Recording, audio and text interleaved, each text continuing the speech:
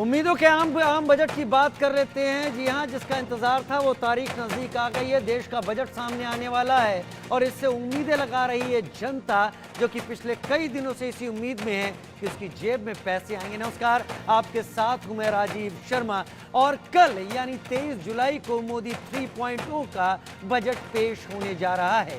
उससे पहले सरकार ने देश का इकोनॉमिक सर्वे संसद के पटल पर पेश कर दिया। आर्थिक सर्वे वित्त मंत्री निर्मला सीतारमण ने लोकसभा में दोपहर 12:10 पर पेश किया। इस इकोनॉमिक सर्वे में सरकार का पूरा focus agriculture sector, private sector और पीपीपी मॉडल पर रहा है। मोदी 3.0 में पेश किए गए आर्थिक सर्वेक्षण में भारत की जीडीपी का जिक्र किया गया। इसमें कहा गया कि देश की जीडीपी ग्रोथ का अनुमान 6.5 से 7% तक है। देश की इकोनॉमी की हेल्थ की पूरी तस्वीर पेश करने वाले इस इकोनॉमिक सर्वे में रोजगार को लेकर डेटा भी पेश किया गया है। इसमें कहा गया कि जनसंख्या अनुपात में ग्रोथ के साथ कोरोना महामारी के बाद से देश की सालाना बेरोजगारी में गिरावट दर्ज की जा रही है। मार्च 2024 में 15 साल से ज्यादा उम्र वाली शहरी बेरोजगारी दर 6.8% से घटकर 6.7% पर आ गई है। सर्वे में कहा गया कि भारत की कुल वर्कफोर्स में से करीब 57% स्वरोजगार कर रही है। युवा बेरोजगारी दर 2017-18 में 17.8% से गिरकर 2022-23 में 10% पर आ गई। सर्वे में यह भी कहा गया कि नॉन एग्रीकल्चर सेक्टर में साल 2030 तक औसतन सालाना करीब 78.5 लाख रोजगार के अवसर पैदा करने की जरूरत है। वहीं निजी निवेश की रफ्तार में तेजी का असर दिखा है, जबकि वित्तीय घाटे में कमी आने की उम्मीद है। इकोनॉमिक सर्वे के मुताबिक रियल जीडीपी ग्रोथ में जबरदस्त इजाफा देखने को मिला है। हम आशा करते हैं कि बजट में कुछ ना कुछ होगा। और सबसे बड़ी चीज़, स्टूडेंट्स को जो रिसर्च के क्षेत्र में हैं उनके लिए कुछ ना कुछ रिसर्च ग्रांट बढ़नी चाहिए, ताकि जो इंडिया है, जो हमारी यूथ है, यंग इंडिया है, वो जल्दी से जल्दी आगे बढ़े रिसर्च करके और हम पूरे विश्व में अपनी छाप छोड़ सकें। मैं ये मान के चलूँगा कि सरकार इस बार जो 5 वर्ष का जो बजट लाने वाली है, उस बजट में सरकार को फोकस करना होगा कि किन किन एरियाओं पे वो अभी पीछे रही। जैसे हम लोग देखना चाहेंगे तो फिर सरकार कोशिश करेगी कि टैक्स स्लैब में कुछ परिवर्तन करना चाहे, क्योंकि अभी तक मध्यम वर्गीय परिवारों का बजट नहीं रहा, जैसा हमने पिछले कार्यकालों में देखा है। इस बजट से सभी को बहुत उम्मीदें हैं, खास करके जो वेतनभोगी हैं उनको इस प्रकार की उम्मीदें हैं कि जो टैक्स की 2 रिजीम्स हैं, ओल्ड रिजीम्स और न्यू रिजीम्स, सरकार की जो मंशा है कि न्यू रिजीम्स को आगे बढ़ाया जाए। तो अगर न्यू रिजीम को आगे बढ़ाना चाहती सरकार, तो न्यू रिजीम में टैक्स की सीमा, टैक्स जो मुक्त किया जाए, लगभग 5 लाख की सीमा बढ़ाई जाए। और जो पुरानी रिजीम है उसमें धारा 80C की सीमा बढ़ाई जाए, क्योंकि लगभग 10 साल से एज इट इज़ वो सीमा चली आ रही है। इसके अतिरिक्त जहाँ जहाँ दोहरे टैक्स हैं, ऐसा लगता है कि जीएसटी का भी टैक्स लग जाता है व्यापारी को, उस पर भी थोड़ा टैक्स का भी विचार करना चाहिए कि जीएसटी की दरों को थोड़ा विवेकपूर्ण किया जाए। एक व्यापारी होने के नाते मुझे बजट से उम्मीद ये है कि व्यापारियों के हित में रहेगा। जैसे कि मेरा कपड़े का कारोबार है, इस कपड़े के कारोबार में 5% जीएसटी का प्रावधान है। इसको थोड़ा सा कम किया जाए या बिल्कुल ख़त्म किया जाए, क्योंकि इस समय कपड़े के काम में प्रतिस्पर्धा बहुत होने के कारण प्रॉफिट नल बटा सन्नाटा रह गया है। बजट से सबसे पहली उम्मीद तो यही है कि जो पिछले कई सालों से टैक्स स्लैब में कोई चेंजेस नहीं हुए और जिस तरह से महंगाई बढ़ती जा रही है, तो वो देखते हुए लगता है कि इस बार उनको स्लैब में चेंज करना चाहिए, कुछ बढ़ाना चाहिए, जिससे कि आदमी ज़्यादा सेविंग पे भी फोकस कर पाए और टैक्स में जो बचत या इन्वेस्टमेंट कर सकता है वो कर सके। देखिए, भारत सरकार द्वारा जो बजट पेश किए जाना है उसके अंदर हम व्यापारी और आम व्यक्ति की एक ही इच्छा है, सबसे बड़ी इच्छा है कि जो आयकर की छूट की सीमा है वो बढ़ाई जाना चाहिए। जिस तरह से महंगाई का दौर बढ़ रहा है, उसके बाद जो हमारे पे नेट इनकम होती है वो हमारे सारे खर्चे करने के बाद बचती हुई इनकम वो नेट इनकम होती है, और जो खर्चे हम करते हैं उसके ऊपर ऑलरेडी जीएसटी लगाया जाता है। जीएसटी के बिना कोई भी खर्चा आज की तारीख में, चाहे वो सर्विस का मामला हो या कोई चीज़ खरीदने या विक्रय का मामला हो, हर चीज़ पर जीएसटी लगता है। तो जीएसटी देने के बाद अगर हम कोई पैसा बचा पाते हैं, उस पर भी सरकार अगर इनकम टैक्स लेती है तो कम से कम 10 लाख रुपए तक उस पर छूट होनी चाहिए, ये चैम्बर की मांग है। तो बोले बजट में हम कई सेक्टर की बात करेंगे और आज बात करेंगे ऑटोमोबाइल और रियल एस्टेट की भी। लेकिन ऑटोमोबाइल की बात करें तो इस सेक्टर का प्रदर्शन साल दर साल सुधरता जा रहा है। हालांकि कई दिग्गज लगातार ऑटो इंडस्ट्री पर लग रहे टैक्स के खिलाफ बोलते रहे हैं। अब वित्त मंत्री निर्मला सीतारमण 23 जुलाई को बजट लेकर आने वाली हैं और इस बजट से ऑटो इंडस्ट्री भी कई तरह की उम्मीदें पाले बैठी है। ऑटोमोबाइल इंडस्ट्री सालों से सरकार से कई मांग कर रही है। ऑटोमोबाइल सेक्टर को उम्मीद है कि सरकार इंफ्रास्ट्रक्चर पर खर्च बढ़ाएगी। साथ ही FAME 3 electric vehicle subsidy policy scheme के ऐलान की भी उम्मीद लगाई जा रही है। उम्मीद है कि जीडीपी और इकोनॉमी को गति देने के लिए वित्त मंत्री बड़े ऐलान करेंगी। ऑटो इंडस्ट्री की तरक्की इकोनॉमी की प्रगति से ही जुड़ी हुई है। ईवी को बढ़ावा देने के साथ ही सरकार पुरानी गाड़ियों को स्क्रैप करने की नीति भी स्पष्ट करेगी। ऑटो कंपोनेंट इंडस्ट्री की संस्था एसीएमए भी जीएसटी में छूट समेत मशीनरी पर मिलने वाली सहायता को बढ़ाने की उम्मीद पाले हुए है। संस्था का मानना है कि यह बजट ग्रोथ को बढ़ावा देने वाला होगा। Federation of automobile dealers association FADA ने वित्त मंत्री से अपील की है कि वह इनकम टैक्स रिटर्न भरने वालों को गाड़ी खरीदने पर छूट दे। इससे न सिर्फ उद्योग को फायदा होगा बल्कि रिटर्न भरने वालों की संख्या में भी इजाफा हो जाएगा। फाडा ने कॉरपोरेट टैक्स में भी छूट की मांग की है। ईवी और हाइब्रिड व्हीकल को लेकर ज्यादा छूट के ऐलान की उम्मीद इस बजट में की जा रही है। इससे ग्रीन मोबिलिटी को बढ़ावा मिलेगा। तो इलेक्ट्रिकल व्हीकल सेक्टर को लेकर बहुत उम्मीद जता रहा है ऑटोमोबाइल सेक्टर इस बात की उम्मीद भी जता रहा है कि देश में टैक्स पेयर की संख्या अगर बढ़ानी है तो टैक्स पेयर कर जितने भी लोग हैं जो टैक्स दे रहे हैं, जो इनकम टैक्स फाइल कर रहे हैं, उन्हें गाड़ियों की खरीद में छूट का प्रावधान किया जाना चाहिए। वहीं अर्थव्यवस्था में अहम योगदान देने वाले रियल एस्टेट सेक्टर ने सालों से लंबित अपनी एक मांग फिर से तेज कर दी है। रियल एस्टेट सेक्टर लंबे समय से मांग करता आ रहा है कि उसे इंडस्ट्री का दर्जा मिले। रियल एस्टेट सेक्टर की ये मांग नई नहीं है। सेक्टर से जुड़े लोगों का मानना है कि इंडस्ट्री स्टेटस मिलने से रियल एस्टेट में निवेश बढ़ेगा और रेगुलेशंस आसान हो जाएंगे। इससे रियल एस्टेट सेक्टर के लिए तेज ग्रोथ का रास्ता खुलेगा जो ओवरऑल पूरी अर्थव्यवस्था के लिए मददगार साबित होगा। इंडस्ट्री का स्टेटस मिलने से कई तरह के फायदे होते हैं। सबसे प्रमुख फायदा फाइनेंस के मामले में होता है। इंडस्ट्री स्टेटस प्राप्त सेक्टरों को आसानी से बैंकों से लोन के रूप में फाइनेंस मिल जाता है। कई रियल एस्टेट डेवलपरों का मानना है कि सेक्टर को इंडस्ट्री का स्टेटस मिलना 2025 तक देश को $5 ट्रिलियन की अर्थव्यवस्था बनाने और हाउसिंग फॉर ऑल के लक्ष्य को हासिल करने में भी मददगार साबित होगा। रियल एस्टेट सेक्टर को इंडस्ट्री स्टेटस के अलावा बजट से एक अन्य अहम उम्मीद जीएसटी को लेकर है। रियल एस्टेट डेवलपर जीएसटी के नियमों में बदलाव करने और आईटीसी को बहाल करने की मांग कर रहे हैं। उनका कहना है कि इस बदलाव से डेवलपरों के लिए घर बनाना आसान हो जाएगा और घरों की मांग में भी तेजी आएगी। डेवलपरों के अनुसार जीएसटी के तहत इनपुट टैक्स क्रेडिट का फायदा दिए जाने से घरों की कीमतें किफायती होंगी। इससे प्रॉपर्टी के दाम कम होंगे, साथ ही साथ पारदर्शिता बेहतर होगी। रियल एस्टेट सेक्टर की एक अन्य प्रमुख मांग सिंगल विंडो क्लियरेंस को लेकर है। सेक्टर को बजट से जिन सुधारों की अपेक्षा है उनमें सिंगल विंडो क्लियरेंस से भी अहम है। सेक्टर से जुड़े लोगों की राय है कि सुधार प्रोजेक्ट के डेवलपमेंट में लगने वाले समय को कम कर देगा, जिससे डेवलपर जल्दी और कम समय में प्रोजेक्ट तैयार कर सकेंगे। और हमारे साथ खास मेहमान जुड़ रहे हैं सागर सिन्हा फाइनेंस गुरु के तौर पर, योगेंद्र कपूर इकोनॉमिस्ट के तौर पर और लोकेश मुंजाल ऑटोमोबाइल एक्सपर्ट के तौर पर हमारे साथ जुड़ रहे हैं। पहले सागर सिन्हा मैं आपका रुख करता हूं। ये बजट उम्मीदों का बजट कहा जाए तो गलत नहीं होगा। उम्मीदें इसलिए कि इस बार सरकार को भी चुनाव में जिस तरीके का जनमत मिला है उससे लोगों को अपने से कनेक्ट करने का एक सरकार के पास मौका है। लिहाजा कहीं बहुत उम्मीद जगती है कि थोड़ा सा लोक लुभावन होने की ये हो सकता है। आपको क्या लगता है इस बजट को देखते हुए? देखिए, सबसे ज़्यादा उम्मीदें तो टैक्स को लेकर के है कि टैक्स में बदलाव होना चाहिए।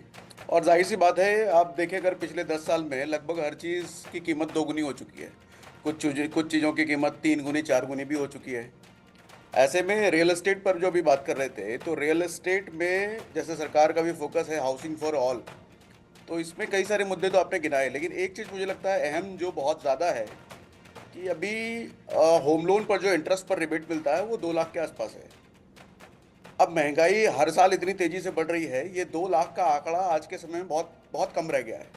तो इसको एटलीस्ट डबल तो मुझे लगता है होना ही चाहिए, सो दैट कि घर लेने वालों की संख्या में और इजाफा हो, लोग और आराम से अच्छे से ले पाएँ। और नो डाउट ये बजट बहुत ज़्यादा उम्मीदों का बजट है, और सबसे ज़्यादा टैक्स पेयर्स की नज़र है इस पर कि टैक्स में हमें कुछ मिले इस पर। टैक्स में हमें कुछ मिले इस पर, बाकी उम्मीदें भी आपने यहाँ पर जाहिर की। योगेंद्र कपूर जी, मैं आपका रुख कर लेता हूँ। ये सरकार बैलेंस बनाने की कोशिश ज़रूर करेगी। हर सेक्टर सरकार से उम्मीद कर रहा है कि उसे राहत मिले। हर सेक्टर वर्तमान हालात को देखते हुए ये सोच रहा है कि सरकार उसके लिए जीएसटी कम करे या उसको दूसरी तरीके की राहत दे। सब कुछ संभव हो पाएगा क्या?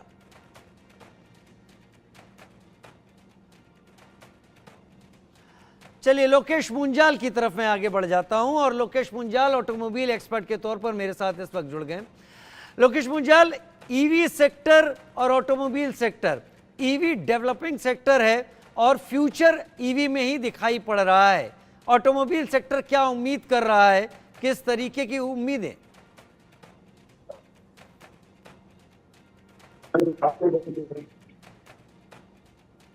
हमें बजट लाभ है उसको लेके हम बड़े इच्छुक हैं। तो हमारी शुभकामनाएं हैं इस बजट के लिए कि हमारे ऑटोमोबाइल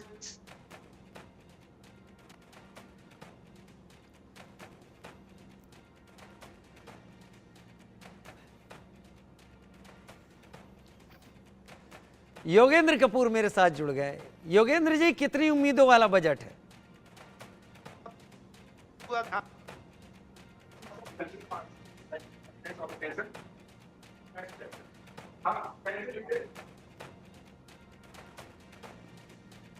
मेरे को आवाज नहीं आ रही आपकी।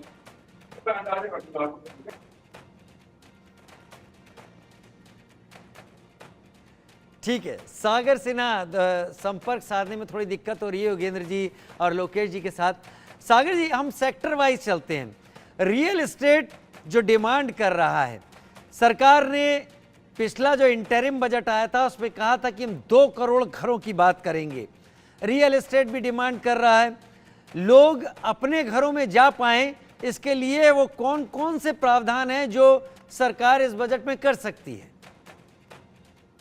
देखिए, सबसे पहली चीज़ तो जो मैंने अभी कहा, एक बार फिर से उसको रिपीट कर देता हूँ कि होम लोन के इंटरेस्ट पर अभी 2 लाख तक की रिबेट है। इस रिबेट को हमें एटलीस्ट डबल तक की एक्सपेक्टेशन होनी चाहिए, क्योंकि महंगाई बहुत तेज़ी से बढ़ती है। अब आप देखें, अगर अमूमन 5% 6% के हिसाब से भी अगर महंगाई का रेट लें आप, तो 10 साल में लगभग सभी चीज़ें डबल हो चुकी है। और ऐसा नहीं है कि सिर्फ 5-6% ही है। आप अगर खाने पीने की चीज़ों पर लें तो 8% 9%, मेडिकल की चीज़ों पर अगर आप जाएं तो 15% के हिसाब से भी महंगाई है, मतलब बहुत तेज़ी से है। और इस महंगाई के दर में अगर रियल एस्टेट इंडस्ट्री में हमें और ज़्यादा इसकी ग्रोथ देखनी है, तो आपको जो टैक्स पेयर्स हैं, जो ख़रीदने वाले हैं, उनको रियायत देनी पड़ेगी, उनको छूट देनी पड़ेगी। एक तो ये 2 लाख वाली बात हमने बोली, प्लस जो 60 लाख 70 लाख 75 लाख के घर ले रहे हैं, उनको इनकम टैक्स में कुछ एक्स्ट्रा रिबेट अलग से भी दिया जाना चाहिए, ताकि एक एनकरेजमेंट उनकी तरफ से उन्हें मिले, सो दैट कि वो इतने महंगे महंगे घर ले रहे हैं और ज़्यादा रिबेट उनको मिल पाए। ये ऐसा मैं सोचता हूँ। जी, आप ऐसा सोचते हैं, लेकिन ये रियल एस्टेट सेक्टर वो सेक्टर है सागर जी जो कई सेक्टरों को सपोर्ट करता है। स्टील इंडस्ट्री को सपोर्ट करता है, पेंट इंडस्ट्री को सपोर्ट करता है, और हार्डवेयर को सपोर्ट करता है। कई सारी, मतलब पाइप इंडस्ट्री हुई, प्लम्बिंग, ये कई सारी इंडस्ट्रीज को सपोर्ट करता है। तो इसको सपोर्ट देने का मतलब हम कई सारे और सेक्टर्स को भी अपलिफ्ट करेंगे। बिल्कुल सही। रियल एस्टेट अगर ग्रो करता है तो बहुत सारे सेक्टर ग्रो करेंगे, और रियल एस्टेट अगर डाउन होता है तो उससे संबंधित ये सारे सेक्टर ही डाउन होंगे। लोग क्या केवल इनकम टैक्स में छूट दिया जाना है, जैसे कि फेडरेशन ऑफ ऑटोमोबाइल डीलर्स जो एसोसिएशन है उसने ये कहा है कि जो लोग इनकम टैक्स भर रहे हैं उन्हें कुछ इस तरीके की छूट दी जाए जिससे कि वो गाड़ी नहीं खरीदे तो उनको उसमें छूट मिले। क्या इस तरीके का, जैसा आप भी सामने रख रहे हैं, क्या ये प्रस्ताव व्यवहारिक होंगे? सरकार इस पर सोच सकती है? देखिए, व्यवहारिक तो बिल्कुल है, लेकिन ऐसा भी नहीं है कि सारी चीज़ें रिबेट देने तक ही सीमित है। आदमी को अगर फैसिलिटी आप दे रहे हो, इनकम टैक्स में रिबेट दे रहे हो, तो वो ज़्यादा चीज़ें, कंजम्पशन उसका बढ़ेगा। और जैसा कि हम जानते हैं जीडीपी का सीधा प्रभाव कंजम्पशन पर होता है। कंजम्पशन जैसे जैसे बढ़ेगा चीज़ों पर, जीडीपी बढ़ेगी। लेकिन इसके साथ साथ एक्स्ट्रा फैसिलिटीज जैसे दी जाती है कि आदमी, जैसे रोज़गार के भी कई सारे मुद्दे हैं, रोज़गार पर भी अगर काम किया जाए तो आदमी की कमाने की एबिलिटी भी बढ़ेगी। तो कमाने की एबिलिटी प्लस टैक्स में छूट, ये दोनों एक कम्बिनेशन में साथ में जब चलता है तो आम आदमी ग्रो करता है, फिर ऑटोमोबाइल सेक्टर भी ग्रो करेगा, फिर रियल एस्टेट भी ग्रो करेगा।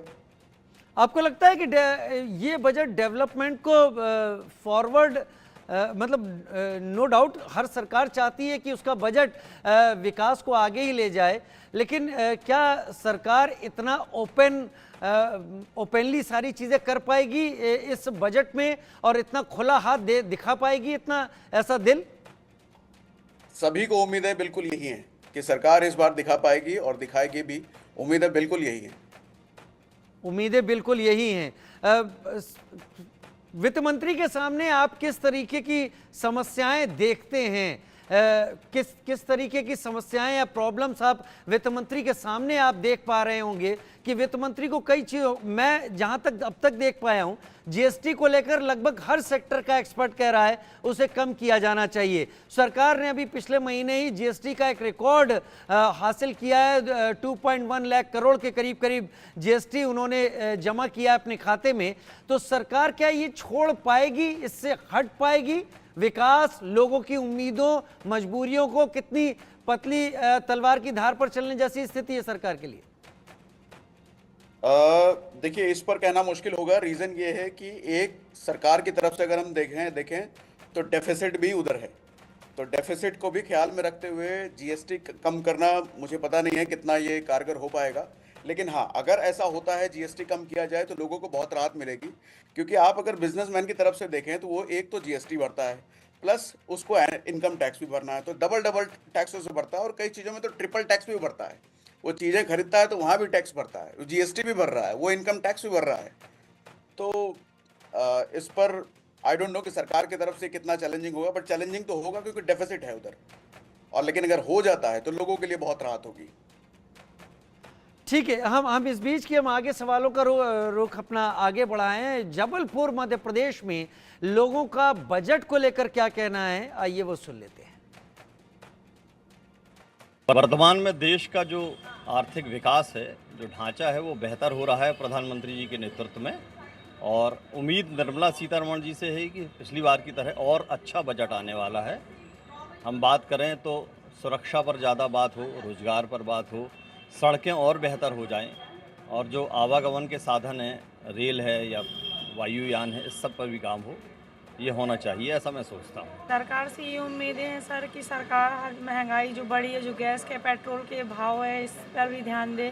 क्योंकि हमें भी घर चलाए, स्कूल की फ़ीस, बच्चों की फ़ीस सब बहुत ज़्यादा है, इस पर भी ध्यान दे। शिक्षा की ओर और गैस और जो ये सब्जियां, सब चीज़ का भाव बढ़ रहा है, उस पर भी, उसके भी बजट पे ध्यान दे। क्योंकि हमें भी रोज़ आना जाना पड़ता है, जॉब पे जाते हैं, उसका भी किराया ज़्यादा, ऑटो से जाते हैं, इस चीज़ पर भी ध्यान दें। सरकार से अपेक्षा यही है कि शासन की स्वास्थ्य पर ध्यान दें, सड़कों पर ध्यान दें, और आगे में जो रोज़मर्रा की जो चीज़ें हैं, महंगाई है, आज चटनी भी लोग नहीं खा पा रहे, 80 किलो रुपये टमाटर, 50-60 रुपये किलो आलू हो गया है।